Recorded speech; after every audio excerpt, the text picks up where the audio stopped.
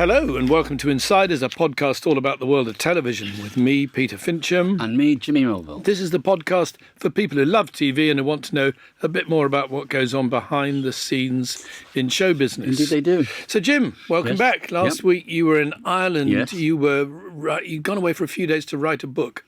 I thought that was an ambitious task. Yes. Did you manage to write a book in a few days? I'll give you two guesses. I came up with some fantastic displacement activities, though. Yeah, that's what writing's all about. I felt compelled to drive into Killarney. Yes. As you do.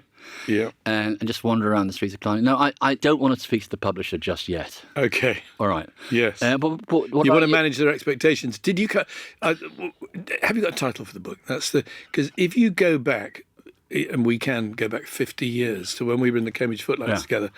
My memory when we were writing the review, the May Week review or something, the great danger was that people would say, "What are we going to call this?" Oh, God. And then 2 hours would pass, but even in which nothing else was discussed at all except the title. No titles. Even Have I Got News for You? I remember we only called it that because the production manager came in and shouted at us all in the writing room, saying, "The Radio Times needs a title because you're gonna not have a title for your show."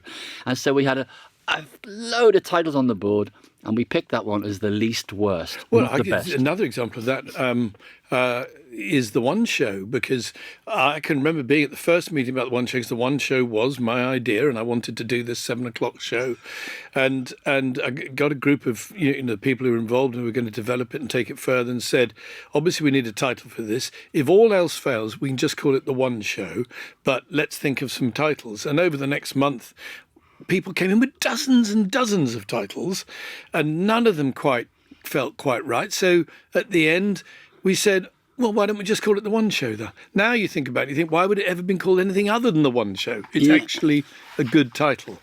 But the obvious title can seem like a bad title. It's pushing it, saying it's a good title. Well, it's a title that does... It's a Ron Seal title. It does what it says on the tin. Have I ever told you about Never Mind the Buzzcocks? That's a good title. Yes, but the production team on it, because again, I hate to say it... They think it's all over a good title. So Never Mind the Buzzcocks was my title. It was my idea to do a music quiz. And the production team was run by a lovely man you remember called Jim Pullen. I do. And so he started developing the format and, having the rounds and everything. And every time we had a meeting about it, he'd say, we're still working on the title. And I would say, Jim, what is wrong with Never Mind the Buzzcocks? Yeah. And he'd say, we can do better than that, Peter. We can do better than that. And in the end, guess what? We called it Never Mind the Buzzcocks. Yeah. Do you know what the title they pushed very hard for was? Because I would be interested to see whether you get the reference. They wanted to call it Fardiddly Qua Qua. Oh, yeah. Isn't that a line from a song? Yeah, but do you know what song? No. I wonder if Owen does, because he's younger than us. He's shaking his head. Owen's fast asleep. It's poor both. We bored him quite early on, actually. I think we should move on to television in a minute. That's a personal best for us. It's in Adamant, Stand and Deliver. That's it. Fardiddly Qua Qua. Adamant. Fardiddly Qua Qua. It's not a very good name for a pop quiz. It's a terrible name. Terrible name. But also, I think what has to happen is that if you get the right title too early in the process, you then have to go on a journey where you think of thousands of other titles only to return to where you started and go.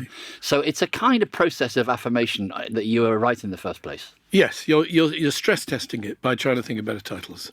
So what have you been up to then? What have I been doing? I've just had breakfast. Yes. I don't know if this is of interest to people, but I'll explain why I think it's worth mentioning. Is a common experience, Peter. With James Harding, who runs Tortoise, and James Harding was once the editor of the Times. Yes. Then he was the head of news at the BBC. Explain what Tortoise is. Then. Tortoise is very much in the podcast game and in the kind of news game, and they bought the Observer recently.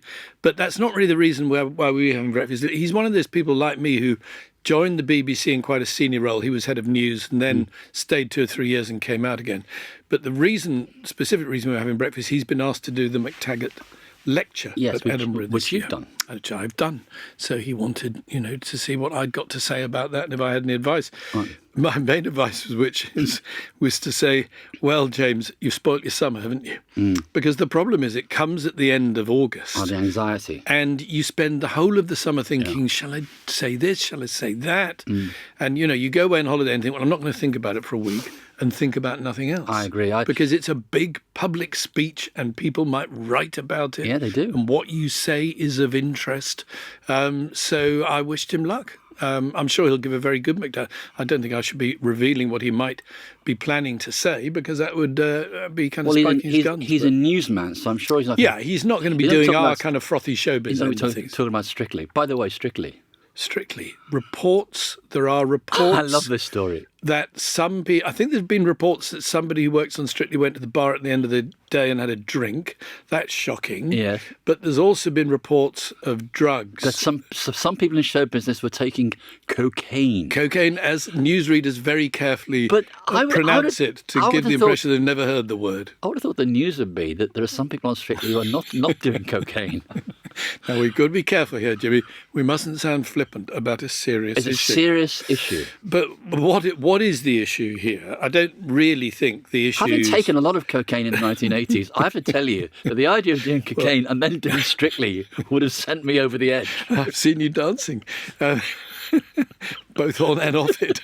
But I don't think the issue here is drugs. That's a serious issue, of course. I think the issue is Strictly Come Dancing. Once it's in the crosshairs of the media, I know.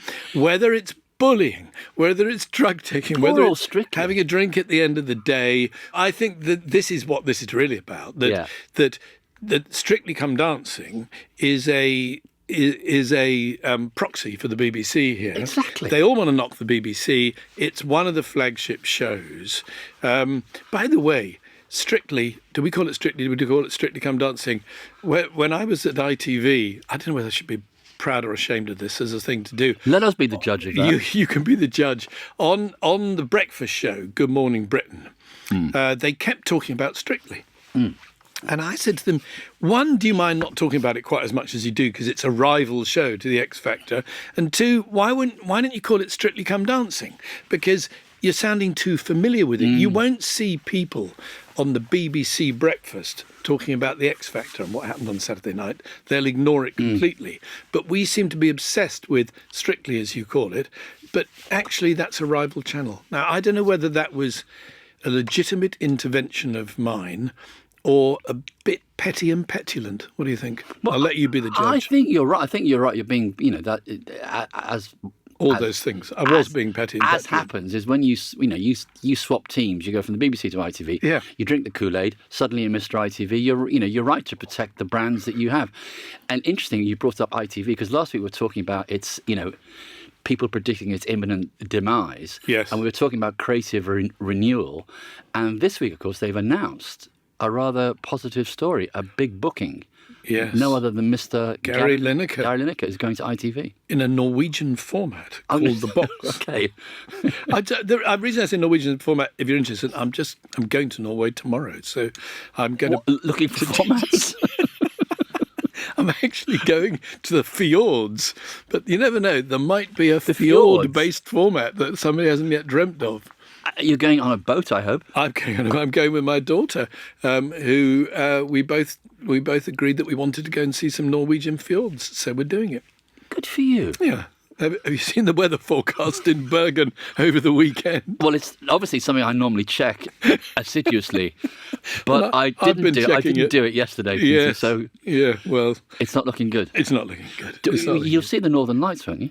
I don't know. Do you see the Northern Lights in August? Isn't that a wintry thing? Oh, I don't know. I don't know. We're revealing our ignorance here. Well, we don't need to reveal it, Peter. It's on show fully. Maybe one of our listeners could write in. So can you see the Northern Lights in August? Let's talk about Gary. I think Gary Lineker is this is a big story, more pertinent. It's a big thing. I mean, to be honest, it's pretty inevitable. It's a smart move by ITV because it would have been. I think it would have been the wrong move for them to sign Gary up to do the football. I think you'd have had that thing of the journey from the BBC to ITV is a tricky one. Yeah. Gary would have seen like somebody else's booking that ITV have taken. They've got a really, good football presentation team at ITV. Anyway, so I think that would have been a mistake. This is much cleverer. I tell you what this is a bit akin to. this is akin to Jeremy Clarkson, who also left the BBC, in controversial circumstances, doing Who Wants to Be a Millionaire, which has been a very successful booking. And Jeremy's been very good at it, and it's revitalised a brand that had got a bit, needed a little bit of revitalisation. Now, this is not a familiar brand, The Box, but if it's big in Norway, it must have something going for it. To book Gary to do it is a very smart announcement. And then we'll see. Yes. Will he be good at it is a slightly separate issue. Yeah, well, he is very good. He's very facile now. He's very easy. He's very, Yeah. Will Gary look at home in an entertainment format that's got nothing to do with football? Right. I think he very probably will, but it's a legitimate question to ask. But as an announcement, it's brilliant. Yeah. I'm going to watch it. Should we start this? Let's get the envelopes flowing. Podcast. An envelope, please. I think it's coming to me. And the words are: from stage to screen via the Fringe. I think this is about the Edinburgh Fringe, which has kicked off this week. You and I have both been at that, Jimmy, in the past, the world's largest performing arts festivals, and for many years was one of the most well-trodden routes for comedians and performers to get their break on television. The list of people who've gone on to TV stardom after finding success at the Fringe, well, here's just a few names: John Cleese, Michael Palin, Rowan Atkinson, Stephen Fry, Hugh Laurie, Emma Thompson, Rory Bremner, Steve Coogan, Phoebe Waller-Bridge. It says here even Paul Daniels got his big break there. Well, there's always a downside. That sounds strange. Has it? So I guess what we should discuss is, has it become less of a conveyor belt than it used to be?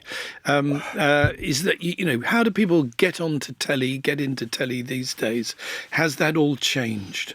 Well, I think it's a really interesting question because, it began, didn't it, when beyond the Fringe, Peter Cook, Dudley Moore, Jonathan Miller, Alan Bennett, they set the trend. They burst onto the scene, and then they all had huge TV and film careers in 1960. But how many shows there were in those days? 19.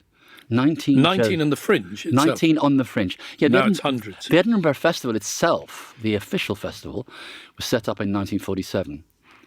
And it was a kind of a response to the Second World War. It's trying to revitalise the arts.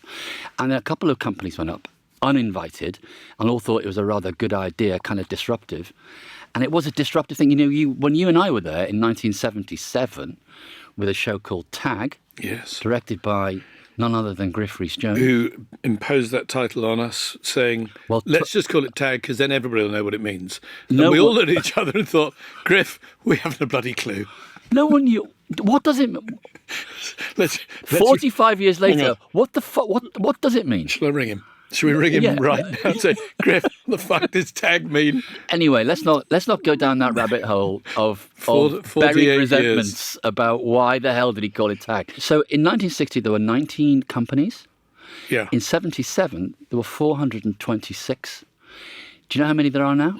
Over 3,000. And I think that's one of the issues. But are there enough? Is there enough audience to go round?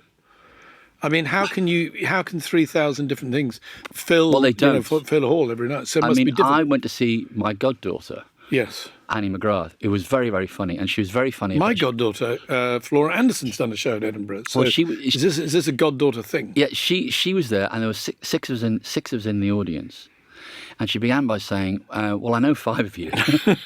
And said to the bloke in the front, so what are you doing here? So I think some performers don't fill out. Yes. Some do. We went to the Edinburgh Festival in 1980 when Griff Rhys-Jones was a big star on Nightlight News. And we weren't. And we filmed the assembly rooms every night, 600 people for 3 weeks, because Griff was on telly. So I think it's become much more, as the centuries turned into the 21st from the 20th, I think it became much more professional. Agents, managers, the whole thing started to take it over. Big but also venues. Famous comedians went back to Edinburgh and took a big venue and played 3 or 4 nights. And made tons of money. And you could say took the audience away from people like Annie McGrath.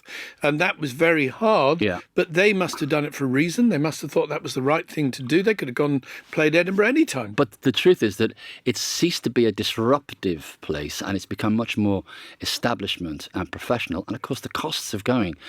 I know we have a young producer, Queenie Miller, at Attrick, who takes 3 or 4... she's taking 5 this year, young comedians up to Edinburgh, And she produces the shows up there, and it's really costly. The accommodation, everything else, the booking of the venues. So even pretty well established, I would say, comedians who are just bubbling under, people that we know about, they don't make any money, even when they fill their venues. No, I think it can cost them to go there. Yeah, because it's a shop window. But nevertheless, they do, and I think they're doing it. And I think they're doing it in the hope of getting noticed. And I think, going back to the question, I think it's that kind of road has closed. I don't think that the TV as voraciously hoovers up talent from anybody. No, like but you could argue that there's a very direct relationship with TV. And fun enough, in the conversation I just had with James Harding, he made this point about television, and he sees himself as sort of outside of television. He worked at the BBC for a few years, but he's newspaper man before, and now he runs Tortoise. Yeah. He said television, to his observation, has a commitment to new talent, new ideas, the new that you don't see in the world of newspapers. You don't see it in other creative worlds. And of course, let's take one example of the list that I read out at the beginning, Phoebe Waller-Bridge. Yeah. Phoebe Waller-Bridge is somebody who we may have been aware of. She was as an actress. She was in Broadchurch 2, playing the kind of assistant barrister to the main barrister played by Charlotte Rampling, if you remember that. Yeah. But nothing about her at that point said she was about to explode into our consciousness with both Killing Eve and Fleabag and become a major star. And I suppose, however television changes, it absolutely needs entry points for new talent, because if it just relied, if you like, on old talent, that it would run out of steam. So the Edinburgh Fringe definitely served that purpose for television for decades. If it serves it less now, then where is new talent coming from? You run a production company. Yeah. You work with established talent, but you always want to find brilliant new performers, writers, etc., etc. Where do you find them? Well, I think Edinburgh is. We have, for many, many years, we've rented a flat in Edinburgh, and people from Hattrick go up there looking at lots and lots of shows. And we then have meetings throughout the autumn with them. But then it's trying to sell them to a broadcaster. You say, you go to a broadcaster and say, yeah, really brilliant, absolute genius. Would they like to make a 2-minute taster tape for us, which will take 6 months to make, and we won't pay you for it very much? I mean... Yeah, but hang on. To be fair... a 2-minute taster, I can remember, I don't know whether you ever saw it, but I certainly saw it because I'd worked with him, Ricky Gervais's taster tape for The Office. Oh, yeah. Because we'd made a show we at Talkback had made a show for Channel 4 called Meet Ricky Gervais, which was one of those kind of, it's one of those Carolina Hearn kind of Dame Edna kind of chat show that was sort of a comedy show. And to be honest, I think even Ricky would say this didn't quite work. Then he made this short taster tape for Tuppence Halfpenny. The Bad Boss. Yeah, launched a career that, he's now an international global star and all that kind of thing. He's having a footprint on the Hollywood. He's getting a star on the Hollywood Walk of Fame. Yeah. I'm not surprised. He's been a brilliant success, and he is brilliant. So the taster tapes. I think the same is true of Sacha Baron Cohen. I think he'd made a tape. I've got it in mind. He made a tape of himself playing a character that wasn't LEG or Borat, and he'd sent it to a commissioning editor at Channel 4 who'd looked at it and said, quite good but not good enough. And then his mother rang and berated the commissioner and said, my boy is going to be a big star. You're an idiot. The commissioning editor is not the only idiot. He came to see me and showed me some clips of characters with his agent. I think it was Mandy Ward at the time. And I thought they were really good. I thought, you're very good. And he said, I'm thinking I'm going to do this show called the 11 o'clock show. And I said, patronisingly, well, I think that's a really good idea. Why don't you go off and do that? And then you get your foot in the door. And I had my meeting with Sacha Baron Cohen and let him go. And he then went on to do the 11 o'clock show, Peter. Well, and the 11 o'clock show, which we made at Talkback, was Bastard. Channel 4. So you've really suffered over the years, Jim.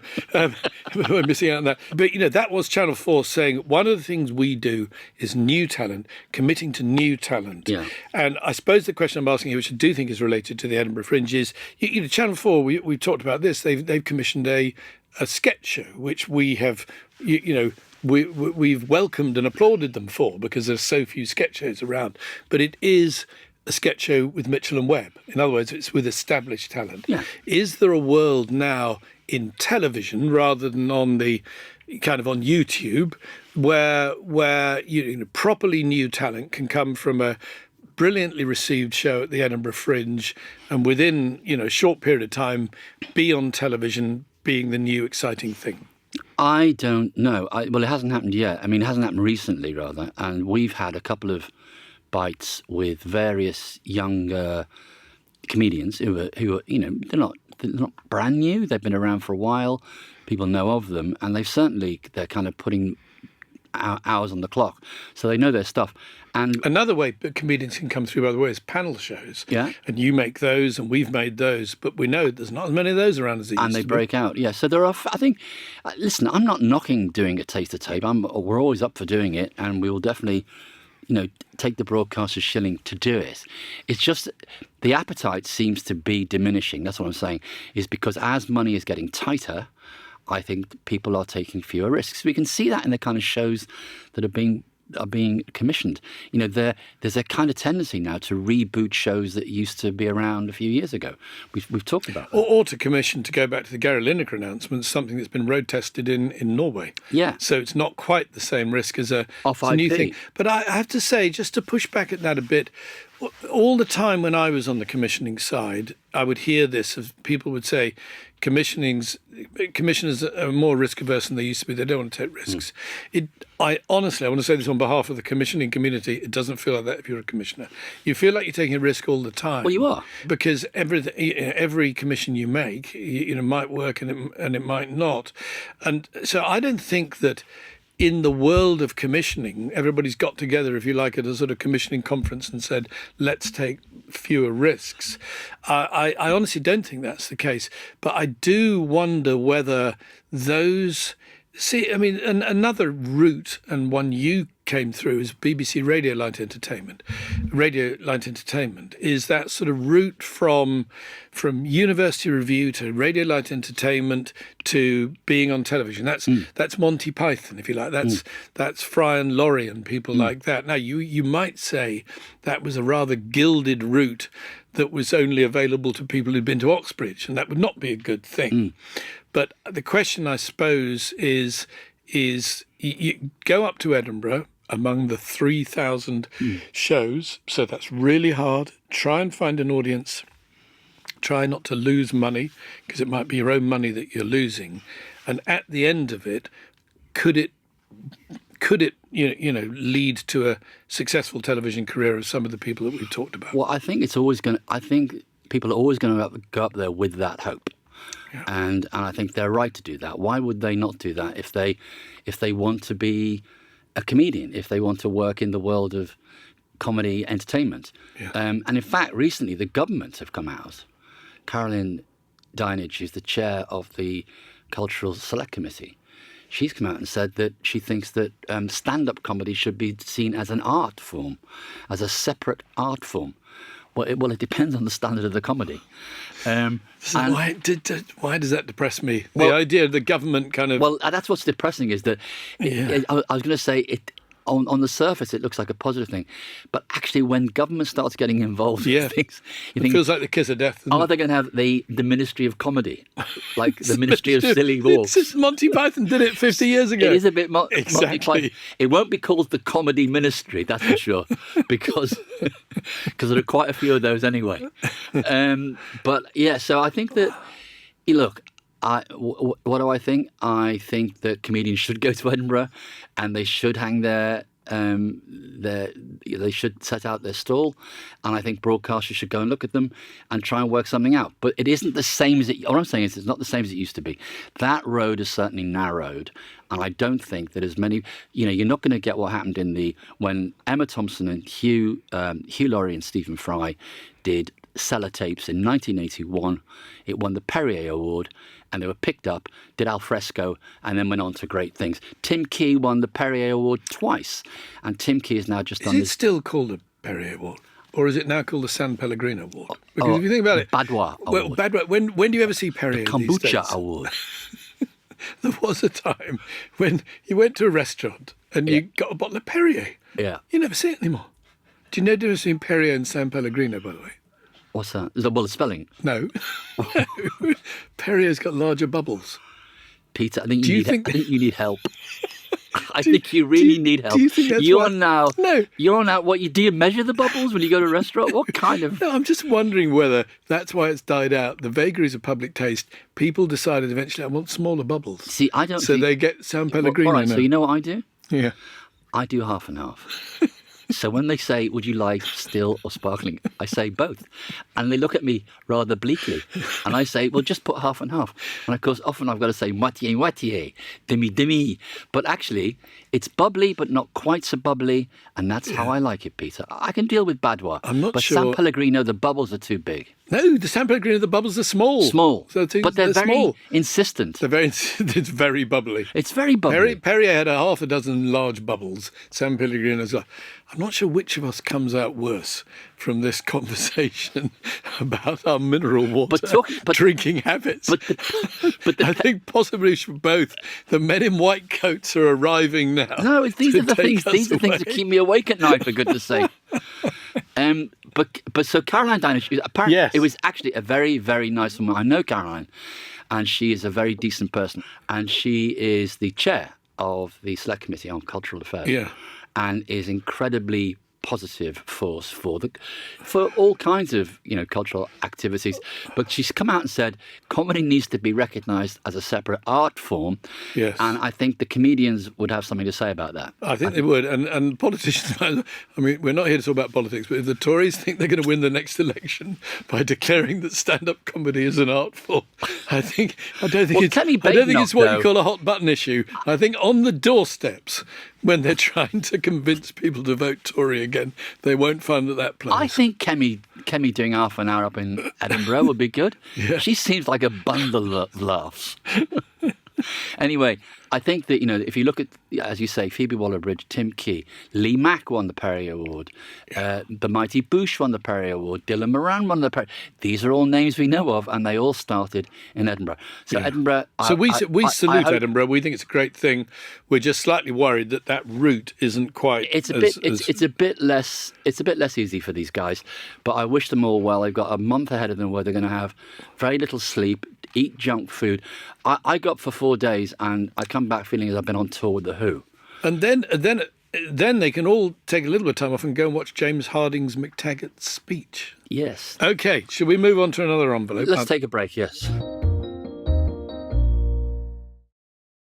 Okay, let me just open this. Okay. Netflix goes back to the future with sitcoms. So, this is the exciting news that Netflix has itself not just acquired an audience sitcom, it's actually it's commissioned its own original audience sitcom. It seems that they've realised that vintage audience sitcoms do well for them. Friends is still one of their most watched shows. It follows that their algorithm would then encourage the commissioning team to commission more shows to look like they were made 20 years ago. So with a hefty 16-episode order for the first series of Leanne, what does the apparent renaissance of the audience sitcom on Netflix tell us, and what does it mean more broadly for our own broadcasting landscape, Peter? Really interesting subject. Let's discuss. I just want to take issue with something you say. It doesn't look as if it was made 20 years ago. It looks as if it was made about 40 years ago, or at least in the 1990s. I think it's a remarkable thing, and I've seen... What's it about? Leanne is about a woman, a middle-aged woman whose husband leaves her. Right. And then it's her and her sister. They're both brilliantly played. The lighting, the production values, they're straight out of the 1990s. And she is called Leanne. The actor's called Leanne. Yeah. It's one of those ones that's so close to real life, as like it were. Roseanne. Roseanne, very similar. I love it. I think it's really, really funny. It's got the traditional American thing of 3 jokes a minute, because it's got a laughter track, which we were discussing was only a couple of weeks ago. It's got a laughter track in the completely traditional way. And it's just a remarkable case, if you like, of, from Netflix's point of view, of moving forward by turning the clock back. Yeah. And saying, it's exactly as you were just saying, if you're liking Friends, then you'll like this. But actually, it's brand new. Because Netflix wouldn't commission something on a whim. They wouldn't just think, oh, we feel that it's right for us to do this. No, and it's made for them by Warner Brothers, and they know what they're doing as well. It's a very calculated thing to do, and yet it doesn't feel calculated. It feels joyous. It's full of very good jokes, beautifully drawn characters. It just gives you the simple pleasure of a 22-minute sitcom. Chuck Lorre's involved with this. And it does look like one of his shows, 2.5 Men, Big Bang Theory, Dharma and Greg. These were seen as CBS classic audience sitcoms, and let's talk about then. So you're at home and you're a BBC commissioning editor, you're an ITV Well, I was just thinking, you're watching that, don't you think we must do the same? We need to. We said it a few weeks ago. This is one for John Petrie, possibly Petrie, a friend of the podcast, we've discussed more than once before. We both like and admire, not least because he's got a commissioning budget to spend on our programmes. Yes. Would he now do this sort of thing? Well, I think he would. I think he's open to it. I think he wants to do a big family sitcom. And actually, this is Leanne is about family. It's about her family is broken because her husband's left her, but she's kind of she powers through in that kind of indomitable way. So I think he would. I think it's hard though, isn't it? Is that we tried it with Brenda Blethyn, who's slightly older than Leanne, but was a big star, and it didn't. The first season we launched in COVID, which did extraordinarily well in COVID. It came off that number, which I think it did a very good number in the second season, but didn't compare with the first season. So the broadcast took it off, which I don't understand. I think there's a kind of rule in there that's really worth mentioning, which is don't let a near miss put you off the fact you nearly hit the target. Yeah. We all know this is the strange art of television programme making. You put a group of talented people, talented writers, directors, performers together, it doesn't follow it will quite work. No. But the fact that something doesn't quite work shouldn't put you off trying again with something else that might work. Because the curious alchemy is the next one might be the one that runs and runs and runs. But also, if you make a commitment saying, look, in our portfolio of commissioning, we're going to actually have an audience sitcom in it. We're going to look for an audience sitcom. Because I'm guessing the BBC would say, we are looking. I think they've said that, and I bet people are writing scripts and putting that. You may well be, but maybe it's harder to find than the intention doesn't itself deliver the results. I think what John Petrie would say, and what Nana Hughes would say, and what Charlie Perkins would say, ITV and Channel 4 respectively, is that the writing talent out there don't now naturally go to write audience sitcom, that they go now to write single camera comedies because they shy away from the audience sitcom, because as you just alluded to, it's 3 gags a page. And 3 gags a page is quite strenuous when you're writing a show. Is there a wider thing here, Jim? Is Netflix, which obviously, not that many years ago, it's the shiny new thing. It's streamers, it's House of Cards, it's Orange is the New Black, it's all that kind of stuff, big, glossy dramas. And it's therefore repudiation of the traditional broadcaster. Is there a sense in which it's morphing into the traditional broadcaster? Well, I think that's really interesting point you make. I think that's right. I think that they actually declared that they wanted to do things that the networks wouldn't do. that they wanted to differentiate themselves. But of course they have done very successfully, and now they're thinking, well, is there any other food on the table we can eat? But I think they've looked at their algorithms, is that they've hoovered up lots of old shows. They've had to, haven't they? They've had to do this thing of a bit like cable television in the 80s and the early 90s in America. HBO was basically a lot of repeats and boxing. And then bit by bit, it turned itself into the home of great drama, The Sopranos, etc., etc.